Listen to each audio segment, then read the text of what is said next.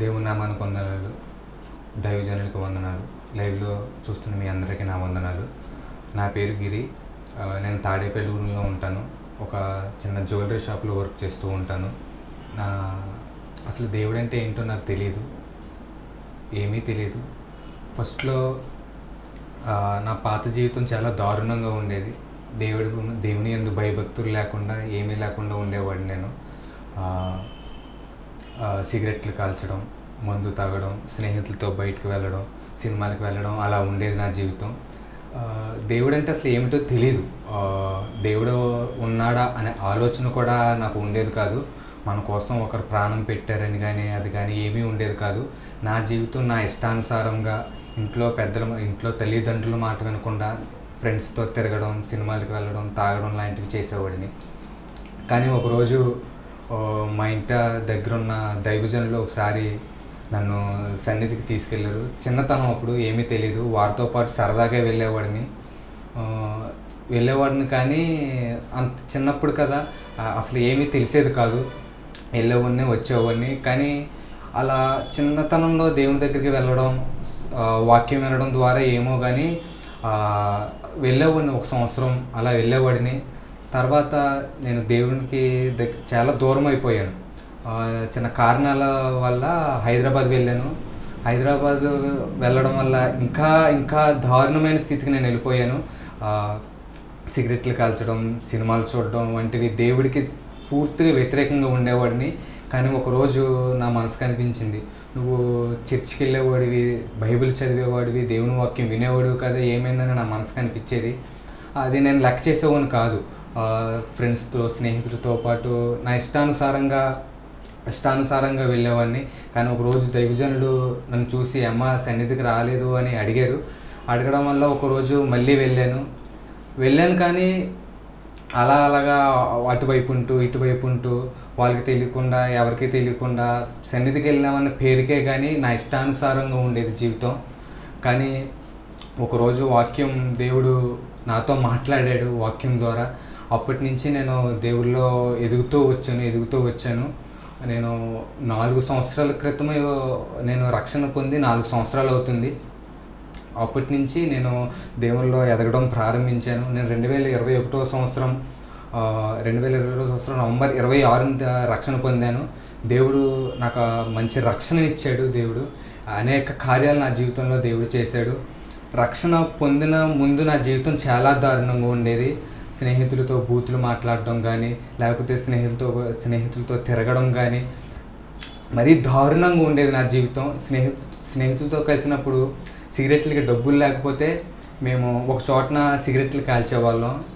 అక్కడ అగ్గిపెట్టెలతో పాటు సిగరెట్లు కాల్చేసాక చిన్న చిన్న ముక్కలు వదిలేస్తాం కదా, డబ్బులు లేనప్పుడు అవి ఏరుకొని మరీ సిగరెట్లు కాల్చేంత దీనమైన స్థితిలోకి నేను వెళ్ళిపోయాను. దేవుడు ఆ బంధకాల నుంచి నన్ను విడిపించాడు, మందు నుంచి విడిపించాడు, సినిమాల నుంచి విడిపించాడు. అలా వాక్యం వింటూ నవంబర్ 26, 2021 సంవత్సరంలో నేను రక్షణ పొందిన కానించి దినదినము నా ఆత్మీయ స్థితి పెరగడం ప్రారంభించింది. అలాగే ఒకసారి మా సన్నిధిలోనే దైవజనులు ఎన్ఎన్టీ వాటర్ ప్రార్థన చేయడం ప్రారంభించారు. నేను అది విన్నాను. అక్కడ స్వస్థత జరుగుతుందంట అని నేను విన్నాను. ఆ రోజు నేను ఎన్ఎన్టీ వాటర్ ప్రార్థన చేసే రోజు నేను వెళ్ళిన రోజు నాకు ఇప్పటికీ ఇంకా నా మనసులో ఉంది.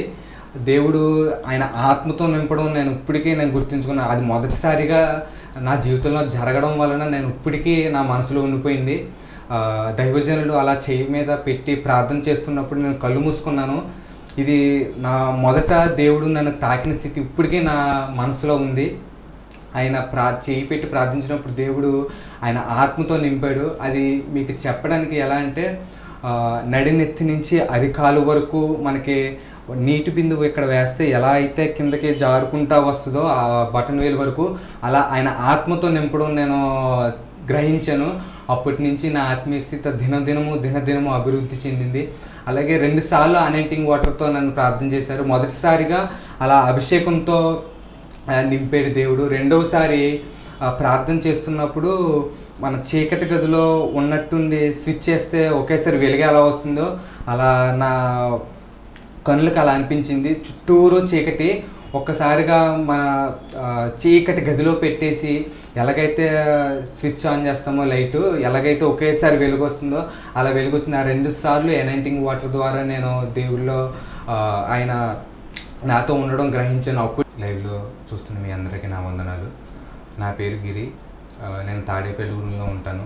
ఒక చిన్న జ్యువెలరీ షాప్లో వర్క్ చేస్తూ ఉంటాను. నా ఆత్మీయ జీవితంలో దేవుడు ఎన్నో కార్యాలు చేశాడు, ఎన్నో అద్భుతాలు చేశాడు. నేను దేవుళ్ళలోకి వచ్చిన తర్వాత మామూలుగా నేను రక్షణ పొందినప్పుడు నా బంధువులు అందరూ నన్ను దూరం చేశారు, నా స్నేహితులు అందరూ నన్ను దూరం చేశారు. కానీ ఆయన ప్రేమ నన్ను ఎంతగానో ఆదరించింది, ఎంతగానో నన్ను ఆదరించి దగ్గరికి తీసుకుంది. ఎంతోమంది ఎందుకురా అలా చేస్తున్నావు, ఇలా చేస్తున్నావు అని ఎంతోమంది నన్ను నలుగురిలో అడిగారు, ఇంటికి పిలిచి కౌన్సిలింగ్ ఇచ్చారు. ఎంతోమంది ఎన్నో విధాలుగా ఇబ్బంది పెట్టారు, అందరూ దూరం చేయడం. కానీ అప్పుడు నేను ఎంతో బాధపడ్డాను. కానీ దేవుడు నన్ను ఎంతగానో ఆదరించాడు. ఆయన నా మనసు ఎంతో తేలికపరిచాడు. అనేకమైన సార్లు ఒక్కొక్కసారి కొంతమంది మనుషులు దూరం చేస్తున్నప్పుడు కూడా ఎంతో బాధపడేవాడిని. కానీ ఆయన చూపించిన ప్రేమ ముందు నాకు ఏమేమి సరిపోలేదనిపించింది. కానీ దేవుడు నా జీవితంలో ఎన్నో కార్యాలు చేశాడు, ఎన్నో అద్భుతాలు చేశాడు. నా మనసు అప్పటి నుంచి నెమ్మదిగా ఉంది. దేవుడు అనేక కార్యాలు నా జీవితంలో చేశాడు. ఇప్పుడైతే ఇదివరకైతే బాధపడేవాడిని, కానీ ఇప్పుడైతే దేవుడు నా జీవితంలో వచ్చిన తర్వాత ఎవరి గురించి కానీ బాధ కానీ ఏమీ లేదు. దేవుడితో నేను ఆత్మీయంగా ఎంతో ఆయనతో పాటు నడుస్తున్నాను. ఆయన ఎంతగానో నన్ను ఆదరిస్తున్నాడు. అనేక కార్యములు దేవుడు నా జీవితంలో చాలా చేశాడు. ప్రతి విషయంలోనూ ముందుండి నడిపించి, ప్రతి విషయంలోనూ దేవుడు ఎంతగానో ఆదరించాడు.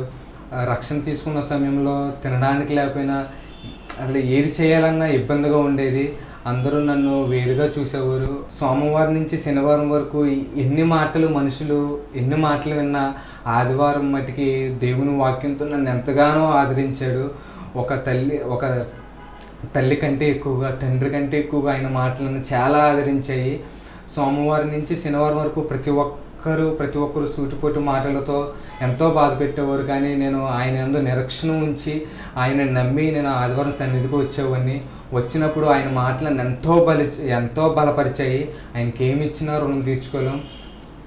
దేవుడు అనేక కార్యాలు నా జీవితంలో ఎన్నో చేశాడు. ఆయనకి ఏమి ఇచ్చినా రుణం తీర్చుకోలేం. ఈ సాక్ష్యం దేవునికి మహిమకరం.